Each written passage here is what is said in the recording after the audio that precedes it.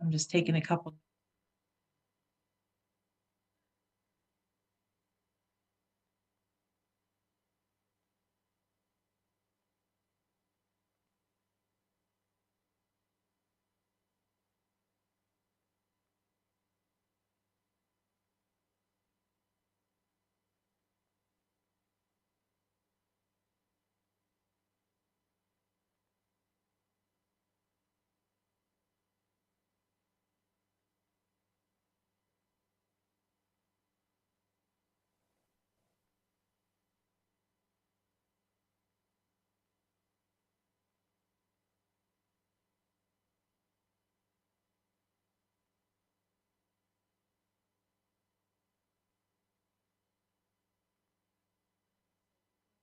Call to order the May 5th Non-Discrimination Ordinance Study Subcommittee. And I'd like to welcome everyone today as we get started. And do we need to do attendance or roll call? No, I would say not. Okay. And we'll note it in the minutes. Okay.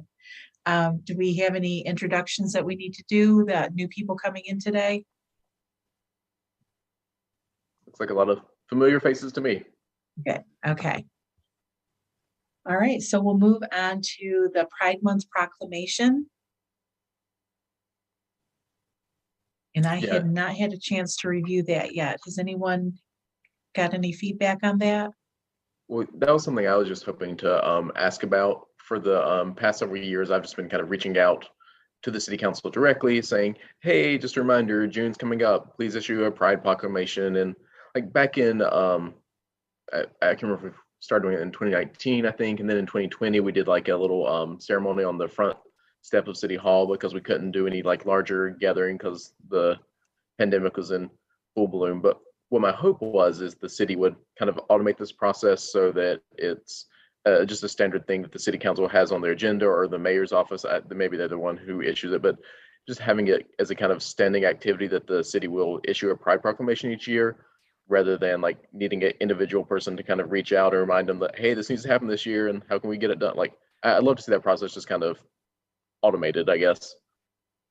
And that's one of the things we wrote into the recommendations, but that was just something I was going to ask about. Like, is that on the agenda to happen for this June? And I don't know if anyone here happens to know. And Josh, I can chime in because I'm not sure if Commissioner Thompson saw the email, but Jerry did reply and say that that was something he'd already been working on. And so that's why I was hoping he would be able to join us, for this meeting. But I think he already has that in progress, if I read the email correctly. And I think I understand what you're saying, Jake, as far as it being more of an automated Pride Month happens every year. But I know that there is a process in place for requesting proclamations. So I don't know if there's the possibility of certain organizations requesting a multiple year proclamation, or, is there any information about that? And I'm unaware of that, Melissa, of somebody being able to say, okay, I don't know if that exists or not. I don't want to say that it does or does not. However, I do know that, of course, as we all do, that there are certain proclamations that are issued annually, but it's usually at the prompting or at the request of an organization or a department. Typically, I think probably more so organizations. And so that's been the experience that I've had, that whenever we've had any proclamations that were issued that might have made their way through our department, or if we were involved in it in any kind of way, that typically it was coming from outside of city government. But that doesn't mean that we would be precluded from doing that if we were asked to help out or something of that nature. So. Yeah. And my understanding is Jerry does the proclamation to declare like the honorary kind of road thing where they put up Pride Winston-Salem Road downtown as a temporary thing. Like, that's the proclamation he works on each year. And so it does have pride in the name because it's Pride Winston-Salem Honorary Road, but that's a different thing than the city issuing just a kind of general Pride proclamation. And I know he mentioned North Star doing that, but that's really just me. Like, North Star, I'm sure would be happy to support that, but they're also short, excuse me, short on board members right now. And so usually it's just a me thing. And that's why I was kind of looking to maybe the HRC could make sure that it happens each year if someone else doesn't get around to it first, or I don't know. That's something that we could certainly look into. But again, I think it is typical that an organization would be asking for that, and then we could be in support of it or something like that. I'm not saying we can't, because that's something that we could certainly see about. But typically, I do believe that it's an organization that would do that and ask for it so that it's clear exactly what's being asked and what it needs to state and so on and so forth. Okay, well, I'll see if I can get North Star backing to just ask again this year myself, because that seemed to work reasonably well in the past. And right, okay, that's what I was going to ask you. Yeah. Yeah. I was going to ask you, were there any like hiccups with that process or anything that we might be able to help with, or? It's reasonably smooth. I'm just kind of thinking long term. Like I've got, I think, a year left on my board service at North Star, and once I rotate off, I was just worried that that disappears. And so I was like, if there's a way to institutionalize it a little bit, but maybe the better frame is to try to do some more board recruiting for North Star to get them in a strong place so they can be the institution that keeps that running. Right. Yeah, and go ahead. I'm sorry, Melissa. I was just going to say, and also don't forget though, that if we are able to be a resource, that we would help in any way we could. It's just a matter of trying to figure out what our role would be and not overstepping or anything like that. We just want to make sure that we're not circumventing some process that may be in place or expectation that may be in place. Yeah. Okay. And Jake, I know we had done that for a nonprofit that I worked for previously, and it was something that annually that we would just have to request it if we wanted on an anniversary date or the street naming. It was all just individual requests. Yeah. Okay. It sounds like North Star is the right avenue for that then. Yeah, and maybe just building a marketing plan where it's built in there annually as a checklist kind of thing to submit can be a good practice. Yeah. Okay. Okay, any other conversation about the proclamation? And thank you for bringing that up though, and that's definitely something that maybe could be added to the NDO's recommendations. So as we talk about the report. Yeah. Absolutely. And Commissioner Thompson, another thing is last year, Jamie reminded me how last year we did work with the mayor's office and maybe Pride on getting a proclamation issued last year. And so I was saying that just to say that the language hopefully is already saved. Hopefully that proclamation and that language would be saved there with the mayor's office. And so it wouldn't be like they would have to start from scratch or anything like that. So just FYI. Okay, well, that's good to know too. All right, and so if we move into Pride Festival. Yeah, and that was another thing where I was just kind of asking for an update. I know the city is represented there every year, and so I was just curious to hear in what way is the city going to show up this year, and like what kind of, I'm hoping that can be a good space to like just educate people that this new non-discrimination ordinance got passed, and there's now this tool for filing complaints about discrimination and getting the word out about how it works. And so I was just eager to hear I know the city shows up in that space. I'm just wondering what's that going to be like this year. And I will defer to our senior outreach analyst who's on the call today, and that is Jamie Waldeck. So Jamie, I defer to you. Great. So we are going to be a sponsor this year. So that is definitely a highlight and something new. We've always just had a booth, and this year we're excited to not only have a booth, but also be a sponsor. So we will have staff manning the booth for the day, and we will have we divide up in small groups.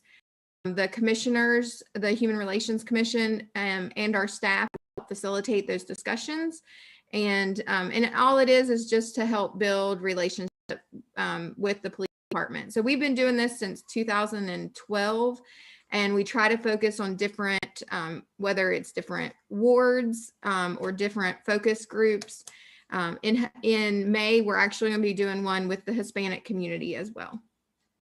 So if you all have any questions, love to help answer that. But once we solidify the location or what the format will be, we'll have a flyer. And if you all would be able to help us, that would be great. Excellent. Is this All the right. first time, or has there been talks with the LGBTQ community before? One that's been solely specific for the LGBTQ. We've talked about it, and then there might have been something that kind of ended up overshadowing. We needed to do this, focus this way, in this ward this time, or, so we are excited to finally have one.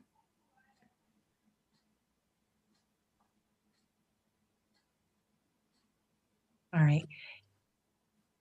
Anything else from the department? That's it. That was the big one. I participated in trust talks in the past, and student trust talks, I think it was, and it's really it's a very impactful time. Just hearing the feedback and helping to facilitate the discussions. So I think everybody walks away learning something more about themselves and also about our community and the people in it. All right, and then we'll move into the community updates or events. Anything that you'd like to share? We know we got June 19th coming up, and June is Pride Month. Yes, it is. We have, like you said, Juneteenth, and the staff will be at both events. And so I know we have human relations commissioners who have volunteered to be at both events as well. Mm-hmm. And we will be disseminating information about the NDOs, and we'll be disseminating information about the department as well. And another advisory board, the sister advisory board to the Human Relations Commission, is the African American Heritage Initiative. They will also be at Juneteenth because they will be collecting community stories about whether it's about housing, education, civic groups, churches. They're going to be out there asking community members to share their stories about the experiences of African Americans here in Winston-Salem, particularly back during the days of segregation and all of those things. They're going to be talking about hopefully things like redlining and all kinds of stuff. And so we want to capture those stories, and we want to archive those stories in a digital format, which will be on the city's website and already is on the city's website. So we just need to add even more stories than what's already there. So if you haven't checked that out, you may want to go on our department's website, go under the AAHI tab, and you will learn more information about what that will be. But that's something else. So that's, like you said, Commissioner Thompson, that's going to be a very busy day. Yeah, for sure. Very busy. Yes. So, okay. That brings us up to the end of the agenda. Anything else that anyone would like to add before we close for the day? I'll just say I'm really excited that we've almost concluded. I think we've got a really good product written out, and I know I think we started in July, right? So as we get into June or July, we've been doing this for a full year. So I think that's a year well spent. Yes, definitely. Learned a lot this year too, and it's wonderful to see it coming to where we can move this forward to the commission and to the city. So I will say from the commission, thank you for your service on the subcommittee, and you really have been the driving forces of this, and we really appreciate that. All right. Well, if there's nothing else for today, we'll go ahead and adjourn for today, and see you in June. And please, stay in touch with us if you have any additions to the report. Thank you. Have a wonderful weekend, everyone. Thank you. You too.